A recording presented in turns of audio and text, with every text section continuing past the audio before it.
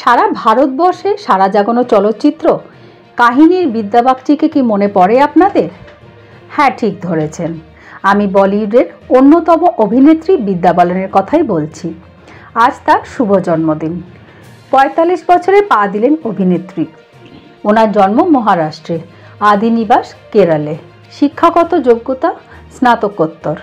তার পিতার নাম PR বালান এবং মা সরস্বতী বালান। বিদ্যা বালানের মডেলিং দিয়ে অভিনয় জগতে প্রবেশ। দক্ষিণ ভারতের সিনেমায় সেভাবে নাম করতে না পারলেও মুম্বাই এবং বাংলায় সাড়া জাগিয়ে তার অভিনয় যাত্রা শুরু হয়। বাংলায় তার প্রথম ছবি ভালো থেকো। তারপর একের পর এক চলচ্চিত্র অভিনয় করেন এবং দাপুটে অভিনয়ের জন্য দর্শকদের নয়নের মণি হয়ে ওঠেন। খুব অল্প সময়ের ভিতর পদ্মশ্রী সম্মানে ভূষিত হন তিনি।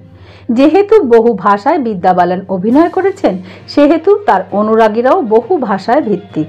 দর্শকের মন জয় করা তার অভিনীত সিনেমাগুলোর মধ্যে অন্যতম হল পরিণীতা, লাগে রহো মুন্না ভাই, ভুল ভুলাইয়া, দ্য ডার্টি পিকচার্স, কাহানি, জলসা প্রমুখ।